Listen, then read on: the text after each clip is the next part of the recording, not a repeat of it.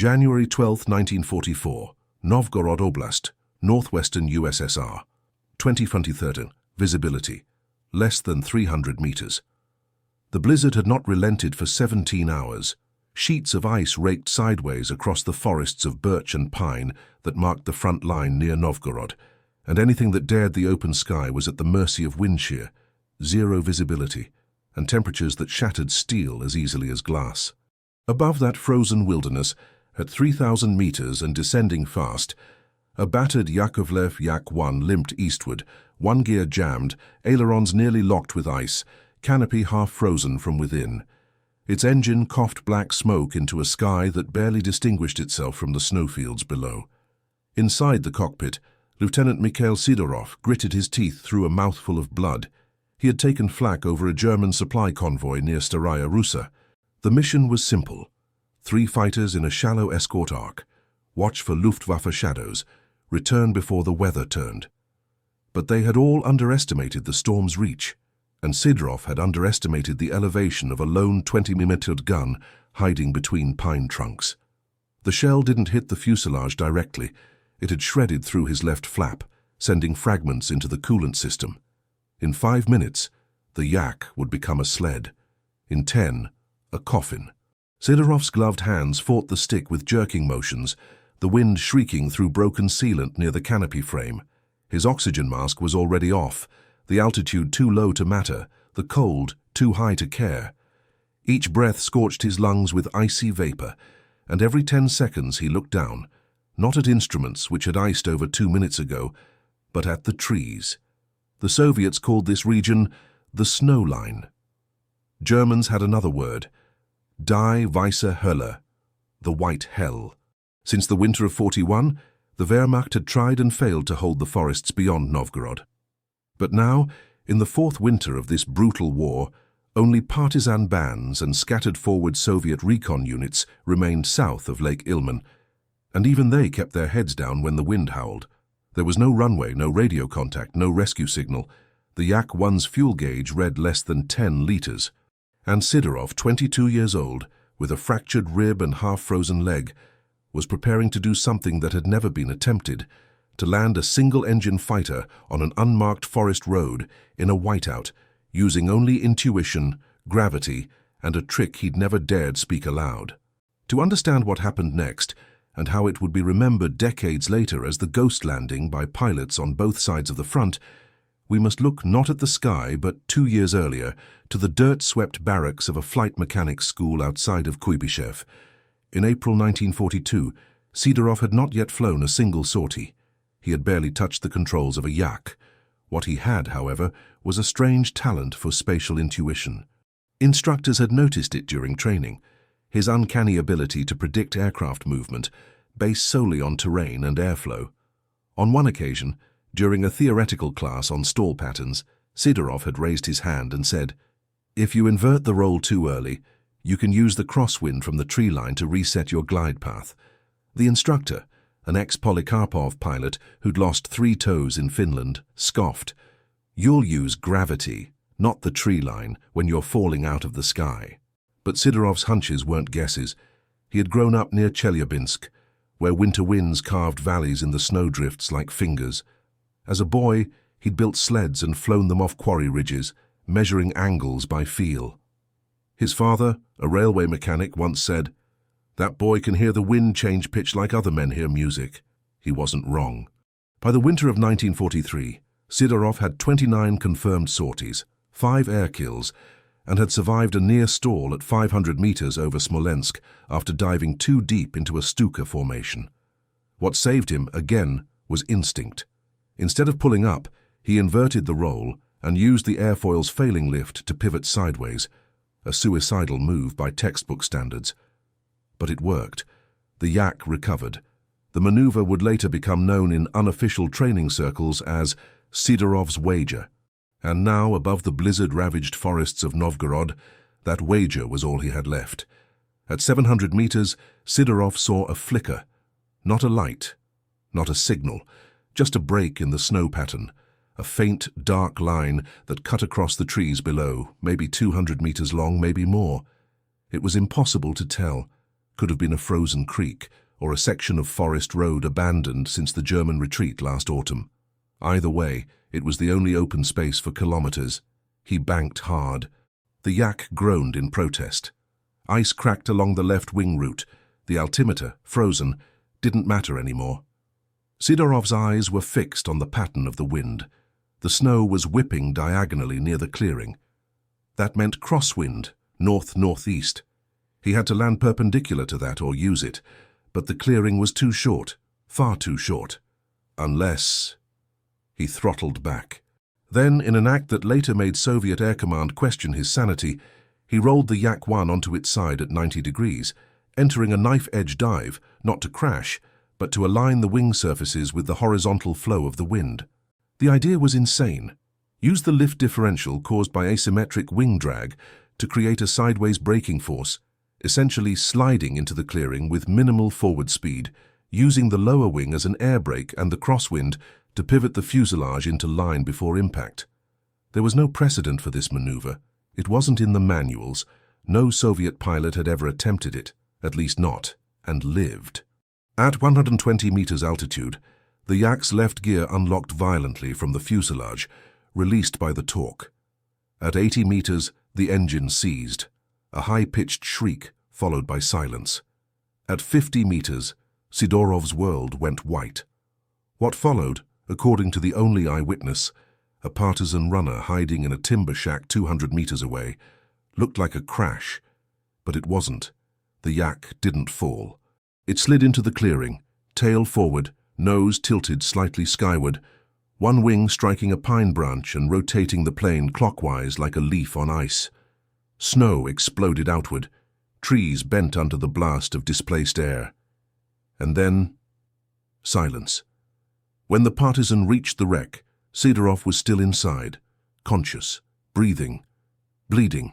The cockpit had cracked, the propeller had shattered, but the Yak was, inexplicably, upright. It took 3 days for the rescue team to extract him. When they finally hauled the Yak back to base via sled convoy, the mechanics counted 37 points of structural stress. Engineers declared the landing a statistical impossibility. But Sidorov had done it, not by luck, by feel. His commanding officer, Colonel Vasiliev, wrote in the report, Lieutenant Sidorov demonstrated a unique and previously undocumented aerodynamic maneuver using crosswind stall dynamics and terrain-induced airflow. I recommend formal study of the technique, although it is not repeatable under training conditions. Pilot survived. Aircraft severely damaged. Courage. Extraordinary. But the Red Army never published the report. They didn't want pilots trying to imitate the maneuver. Too risky, too many variables. And yet, in the months that followed, whispers spread. Young flyers spoke of the blizzard ghost, a man who slid a Yak into the snow like a whisper between trees. Sidorov would fly again. 3 more sorties that spring, though his limp never fully healed. He never attempted the maneuver again. He never needed to. By late February 1944, whispers of the impossible landing had filtered beyond the 14th Guards Fighter Regiment. They moved slowly, through mess halls, dispatch rooms, and over snow-covered rail platforms, trading embellishments with every retelling. Some claimed Sidorov had landed blindfolded. Others swore he'd lost consciousness mid-maneuver, and the Yak had glided itself down, guided by ghosts or divine favor. But among pilots, especially those flying the temperamental Yak-1s and 7s in Arctic air corridors, the myth carried weight, not because of magic, but because it hinted at possibility. Possibility that in a war of steel and fire, instinct might still save you. At the 3rd Baltic Front's forward airfield near Porkov, flight engineers requested permission to conduct wind tunnel simulations on the crosswind stall drift based on Sidorov's flight data. They were denied. Central Command viewed it as an outlier, not doctrinally sound, not replicable. And perhaps they were right. The maneuver required not only millisecond timing, but also a terrain-specific wind funneling effect that couldn't be engineered. Yet unofficially, some instructors began working variations into their lectures. Pilots were told, never attempt it unless the alternative is death. Sidorov himself was moved to the training unit at Kalyazin that spring. His Yak was beyond repair, but they preserved part of the left wing, with the ice shear scars still intact, and hung it in the mechanic's hangar like a relic. In the mornings, he taught engine response drills. In the afternoons, recovery protocols. And in the evenings, he limped out to the edge of the riverbank with a tin mug of barley tea and listened to the wind. There was a particular cadet who caught his attention, a lanky Georgian with uneven flight scores but exceptional theoretical retention. His name was Vakhtang Beridze. In one lesson on store recovery, Beridze asked, "If the ailerons are locked and the rudders iced, would wind still move the plane sideways?" The question silenced the room. Sidorov stared for a long moment, then said flatly, "Only if you already know where it wants to go." That phrase, cryptic, almost poetic, became doctrine among the handful of instructors who quietly believed in what Sidorov had done. By the summer of 1944, the war had shifted. Operation Bagration was in full swing. The Soviets were advancing westward in massive formations, and air superiority was now an Allied goal rather than a hope. But the forests of the north remained deadly, unpredictable and poorly mapped. It was in these grey zones that Sidorov's legacy took root. On August 9th, a Yak-9D from the 11th Air Army lost both hydraulics after a mid-air collision with a Ju-88 over Lake Peipus. The pilot, Senior Lieutenant Irina Morozova, one of the rare female aces in the region, managed to land on a frozen lake surface using a partial wing stall spiral. In her debrief, she cited the ghost maneuver as partial inspiration. Weeks later, another pilot, Lieutenant Pavel Klimtsev, wrote in his mission log, "Used the Sidorov drag slide to reduce speed before ditching west of Velikie Luki, not dead." By the autumn of 1944, the maneuver had a name among frontline flyers, the drift break. It was never formally taught, never written, only passed between those who needed to know, those who had seen wind patterns not as obstacles, but tools. Sidorov, for his part, never claimed authorship. When asked in a rare 1952 interview, long after the war, how he'd survived that day, he simply said, "You don't survive the sky, you read it." Back in January 1944, just days after the landing, engineers dismantled the damaged Yak-1 piece by piece. One mechanic, Yefim Andreev, noted that the wing rivets near the trailing edge had failed not from impact, but from torsional stress. This meant that Sidorov had entered the clearing in a rotational vector. In simple terms, he had not landed the Yak. He'd spun it into the snow, tail first, under partial lift. The theoretical implications were staggering. Aircraft at that time were built with forward drag in mind. Nose-first landings, glide paths, and engine-down crash protocol. What Sidorov had done implied a third option, vector re-entry using natural lateral forces. That concept wouldn't be formally codified until years later in studies of atmospheric re-entry modules. And yet, here, in 1944, a 22-year-old pilot from Chelyabinsk had applied the principle using nothing more than feel. But there was no physics citation, no academic applause, just frostbite, a cracked rib, and a month of silence. Not all responded with admiration. Some in the Air Command considered Sidorov a dangerous example. The Soviet war machine thrived on discipline, repeatability, and the supremacy of doctrine. Maverick maneuvers, however effective, threatened that order. Colonel Tselikov of the Leningrad Air District wrote in a classified memo, "Lieutenant Sidorov's survival, while fortunate, should not encourage others to deviate from regulated landing protocols. His maneuver, while technically impressive, borders on stunt flying. It is vital to prevent the folk hero effect from undermining tactical discipline." And so the official stance remained. No mention in public documents, no commendation, no doctrine change. But history, as always, had other plans. On March 3, 1945, as the Red Army closed in on Königsberg, an intercepted German transmission mentioned a Soviet ice ghost who could land fighters in weather no man would dare fly. It was an obvious exaggeration, likely based on rumors and inflated field reports. Still, the fact that German intelligence had a file on the incident meant the story had crossed more than borders. It had crossed belief. What made the story so enduring wasn't just the maneuver, it was the context. A 22-year-old freezing, bleeding, alone above a war-torn forest, with no navigation, no fuel, and no visibility, had decided not to crash, but instead to invent a way down. Not through calculation, but through trust, in air, in instinct, in something older than manuals and beyond orders. Sidorov never returned to the front. He spent the final months of the war as an instructor, logging technical reports and advocating for improved field thermometers, based on his own cockpit freezing experience.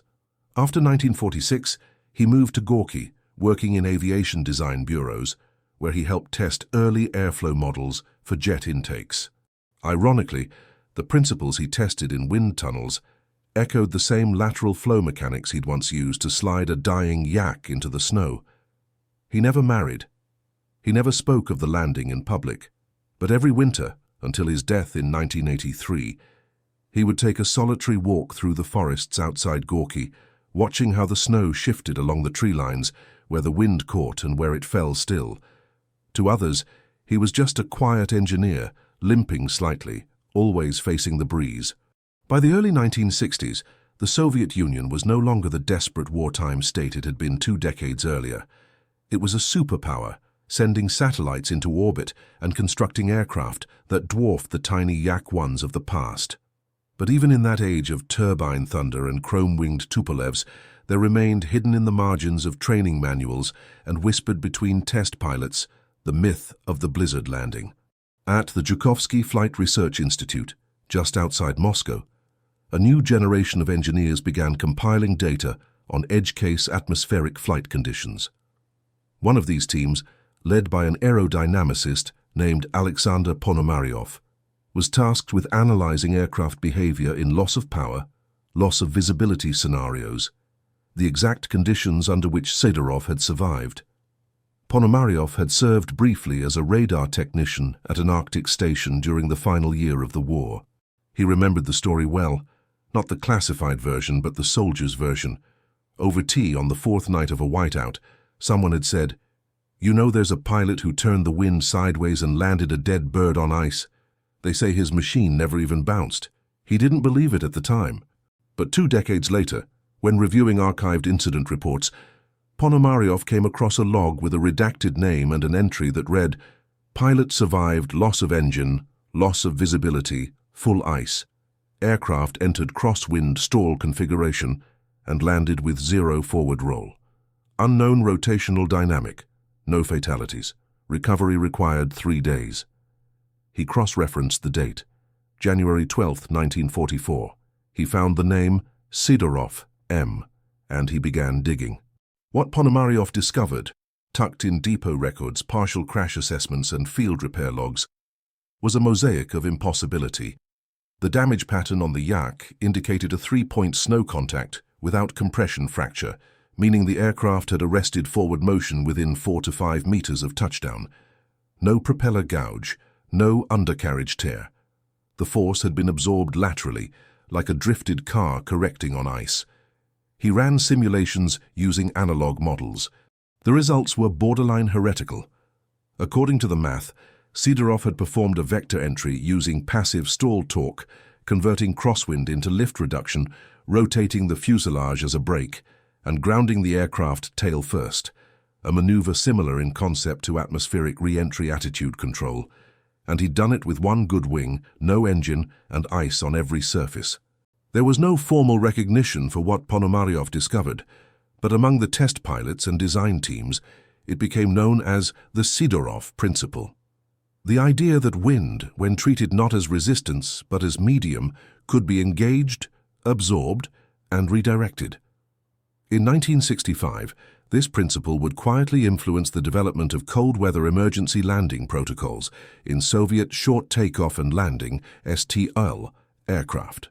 Though his name never appeared in textbooks, Sidorov's impossible maneuver shaped thinking far beyond its time. Back in Gorky, Sidorov declined invitations to attend reunions or even to consult on airframe testing. In truth, he had begun to forget the precise moment of the landing, not the sensation that remained forever, but the order of it. Which vector came first, what altitude he entered the roll, whether he'd pulled or just let go. He would tell neighbors he hadn't flown in 20 years, and they believed him. But each winter, when the first snowfall began to stick, he would go outside, draw a circle in the snow with his boot, and listen. In 1978, a documentary team from Leningrad television began assembling footage and oral histories from lesser-known Soviet pilots of the war. Most had awards, citations, orders of Lenin or red banners. But one researcher, an aging aviation enthusiast named Borodin, insisted they track down a man who landed a fighter without flying it. They found Sidorov living modestly in a 3-room flat, still working part-time for a civil aviation plant. He agreed to speak, but only off-camera. Over 2 hours, he described the lead-up to the mission, the flak burst, the jammed gear. He spoke quietly about the blizzard. When asked about the landing itself, he paused. Then slowly he said, "I felt the air move sideways. Like a current beneath ice, I stopped fighting it, that's all." It wasn't enough for the producers. Too vague, too uncinematic. They cut the interview from the final edit, but the recording survived. Years later, after the fall of the Soviet Union, it would be discovered in a reel box marked Undated, Flight Stories, Unused. Meanwhile, the Yak itself, or what remained of it, had been quietly stored in a depot south of Smolensk. It had never been fully scrapped, just disassembled, tagged, and forgotten. When a restoration team stumbled across the fuselage section in 1996, they initially believed it to be from a downed recon variant. Only after matching the damage patterns and serial number did they realize what they had found. They restored the cockpit, repainted only one side, leaving the original impact scarring visible, and they mounted it in the Novgorod Regional Aviation Museum with a brass plaque that read, "Yakovlev Yak-1, forced landing under unknown conditions. Pilot survived, aircraft recovered, location classified." Visitors rarely asked more, but among the older guides one would sometimes whisper, "That's the one that landed sideways." By the early 2000s, Sidorov was largely forgotten by the public. His story existed only in fragments, a mechanic's tale, a pilot's warning, a field manual footnote. But among experimental aviators, those who flew through Arctic turbulence, who tested engines in the polar stratosphere, his name was still passed with reverence, not because he'd defied death, but because he'd heard something the rest had missed. He died on a Sunday in 1983, quietly in his sleep. No parade, no eulogy, just a brief obituary in the Gorky City Gazette. Mikhail Sergeyevich Sidorov, engineer, veteran, passed away at 61, survived by his sister, buried with honors. They didn't mention the landing. But 2 weeks later, a young pilot training near Kalyazin skidded during a winter landing attempt. The instructor, a veteran named Beridze, told him not to brake. "Let the wind catch you," he said. "Sideways if you must. Just listen for the drift." When the student asked what he meant, Beridze looked up at the overcast sky, then back at the white forest beyond the runway. "You wouldn't believe me," he said, "if I told you the story." In 2010, a documentary series titled Wings Over Ice: Forgotten Fronts of the Eastern Air War aired on the Rossiya 24 network. Episode 3, Ghost Pilots and Impossible Landings, featured interviews with historians, former aircrew, and a handful of surviving partisans. Among them was an elderly man named Anatoly Vlasenko, interviewed in his cottage outside of Veliki Novgorod. He had been 16 in January 1944, a courier for a small partisan detachment operating near the forests southwest of Staraya Russa. When shown an old black-and-white photo of a Yak-1 in partial ruin, Vlasenko paused. His hands shook as he reached for the image. "That's it," he whispered. "The plane from the storm. It came down like a falling bird but didn't crash. It spun, like a dancer. I thought the pilot must be dead, but when I opened the cockpit, he just blinked at me." That single interview, no more than 20 seconds, revived interest in Sidorov's landing. Online aviation forums lit up with speculation. Retired engineers debated whether the Yak-1's frame could have survived such a torsional maneuver without snapping. Flight physics students began drawing up wind flow diagrams, using modern software to simulate what had happened over Novgorod in January 1944. The results were inconclusive, the variables too chaotic. But one thing was certain: What Sidorov had done was not theoretically impossible, just entirely improbable. In 2012, a Canadian aerospace journal published a paper titled Unintended Dynamics of Crosswind Stall in Emergency Landings, Case Study of Mikhail Sidorov, 1944. The lead author, Dr. Karen Lankovich, used reconstructed data from wartime records, pilot testimony, and terrain modeling to argue that Sidorov had accidentally performed a maneuver that would not be formally defined in aerospace engineering until the 1970s, a passive yaw-vector descent with environmental torque application. In layman's terms, he turned the wind into a brake and used the very chaos of the storm as a mechanism of control. The paper concluded, Sidorov's actions suggest a rare intersection of desperation, instinct, and environmental awareness, akin to what test pilots call feeling the slipstream. Whether he fully understood the aerodynamics is irrelevant. He read them and survived. Back in Russia, Sidorov's name slowly re-emerged in military air schools, not in textbooks still, but in stories told after class, over smuggled coffee and scratched-up flight recorders. By 2018, a small brass plaque was added to the Novgorod Aviation Museum's Yak-1 display. This time it bore his full name, Lieutenant Mikhail Sergeyevich Sidorov, 1922-1983 pilot, 14th Guards Fighter Regiment.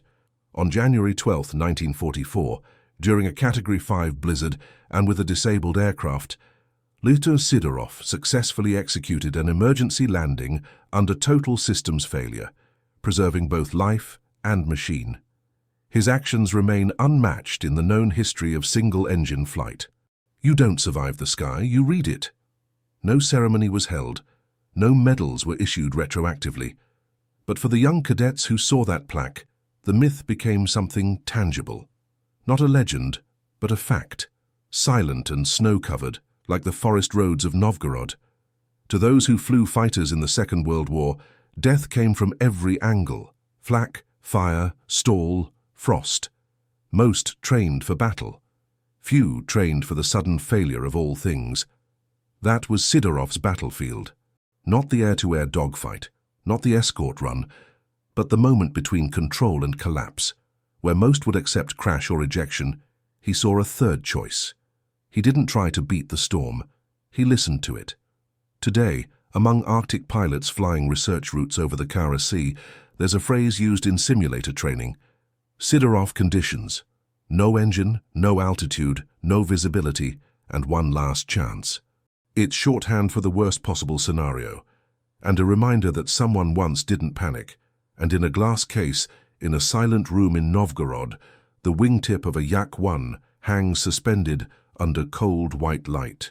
Its leading edge is bent inward at a strange angle, not crushed, not torn, just twisted, ever so slightly, by a force that no textbook could quite explain. The museum doesn't point it out, but if you stand close enough, you can see it. You can imagine the moment. And just maybe you can feel the wind,